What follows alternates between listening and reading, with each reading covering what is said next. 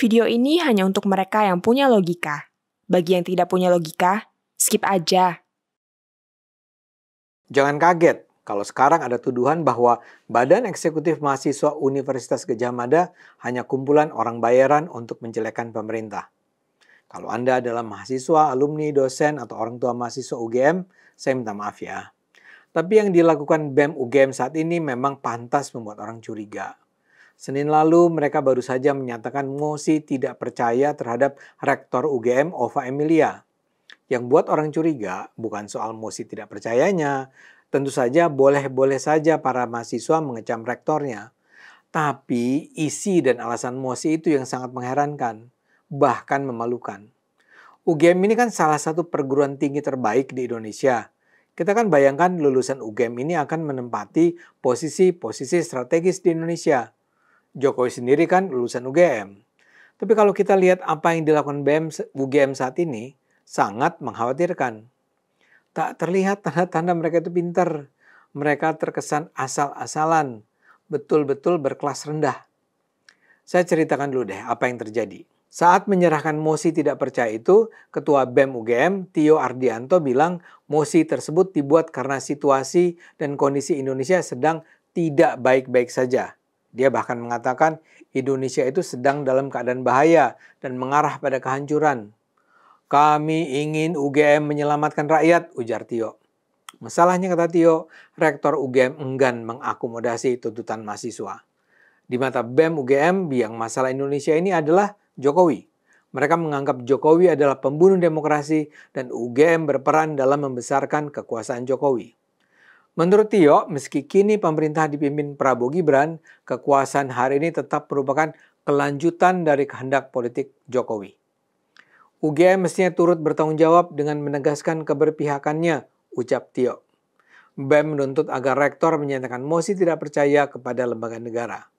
BEM menilai UGM memang sudah menyelenggarakan kegiatan diskusi yang mengkritik realitas politik hari ini. Tapi diskusi itu, kata Tio, tidak lebih dari sebuah akrobat dalam panggung media, sementara ketidakadilan dan penindasan terus tetap serta senantiasa terjadi di mana-mana. Tio mengatakan mahasiswa tidak akan mencabut sikap mosi tidak percaya mereka kepada rektor selama kampus tidak menyatakan sikap politik yang jelas terhadap rezim. Nah, sampai titik ini, izinkan sekarang saya bertanya, apakah rektor UGM memang mengabaikan permintaan mahasiswa? Sebenarnya tidak. Rektor UGM Ova Emilia sudah bersedia bertemu dengan mahasiswa yang berkemah di depan Baleirung pada 21 Mei yang lalu. Rektor UGM mendengarkan permintaan mahasiswa dengan didampingi jajaran rektorat. Di saat itu, mahasiswa menyampaikan 9 tuntutan. Yang utama, BEM menuntut rektorat menyatakan mosi tidak percaya terhadap lembaga-lembaga penyelenggara negara. Selain itu, mahasiswa juga menuntut rektorat untuk menolak seluruh bentuk militerisme di ruang sipil, mempertanyakan realokasi anggaran pendidikan, ruang publik yang inklusif, hingga tuntutan melakukan pembacaan ulang terhadap seluruh perangkat penanganan, pencegahan, dan pelaporan kekerasan seksual di UGM. Dalam acara itu, mahasiswa meminta Bu Ova memberikan tanggapan. Rektor UGM pun menanggapi semua tuntutan mahasiswa satu per satu. Tapi nampaknya yang menjadi isu terbesar adalah tuntutan pernyataan mosi tidak percaya kepada lembaga negara.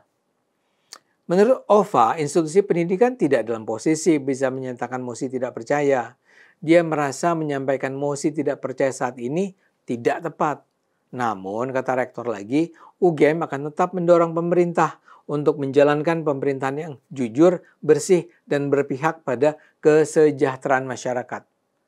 Adu pendapat antara rektor dan mahasiswa berjalan alot, tapi setelah lebih dari 2 jam, Ova beserta jajaran rektorat meninggalkan lokasi. Mahasiswa yang tidak puas memaksa agar diskusi terus dilakukan. Aliansi mahasiswa terlibat aksi saling dorong dengan personel keamanan kampus. Mahasiswa juga sempat mengejar mobil-mobil dan melarang keluar lingkungan rektorat. Tentu saja kericuhan akhirnya bisa diatasi petugas keamanan. Dari pemberitaan media, saya tidak membaca bahwa soal Jokowi disebut. Jadi mungkin saja tuduhan terhadap Jokowi ini baru terpikirkan belakangan. Bagi Tio, respons Rektor UGM tidak cukup karena penindasan dan ketidakadilan masih terjadi di berbagai tempat. UGM sebagai kampus kerakyatan punya tanggung jawab sejarah untuk menyelamatkan rakyat dengan cara menegaskan keberpihakannya, tutur Tio seperti dikutip media. Itulah gambaran tentang gerakan BEM seperti yang bisa saya kutip dari media. Kenapa saya mengatakan apa yang dilakukan adalah mencurigakan dan memalukan? Pertama-tama, adalah soal pernyataan mereka bahwa Indonesia sedang berada di ambang kehancuran. Izinkan saya bertanya, kehancurannya di mana? Bahwa korupsi masih banyak terjadi misalnya, siapapun akan setuju. Tapi di ambang kehancuran, untuk mendukung kesimpulan sedramatis itu, kaum intelektual di kampus seharusnya bersedia menunjukkan secara jelas apa yang dimaksudkan dengan pernyataan itu. Lantas, tuduhan bahwa Jokowi adalah pembunuh demokrasi dan UGM harus bertanggung jawab karena membesarkan Jokowi. Ini kan juga dangkal. Di mana letak pembunuhan demokrasi yang dilakukan Jokowi? Soal 9 tuntutan itu ya tentu saja biasa-biasa saja. Tapi kalau ke-9-9-nya hendak diagendakan, tidakkah mestinya ada hal-hal yang dianggap lebih prioritas dari yang lainnya? Bagaimanapun saya merasa yang menjadi tuntutan utama BEM adalah agar rektor mengeluarkan mosi tidak percaya terhadap lembaga-lembaga negara. Anda tidak perlu jadi cendekiawan untuk menganggap ini adalah tuntutan yang kekanak-kanakan. Lembaga negara mana yang harus dianggap tidak bisa dipercaya?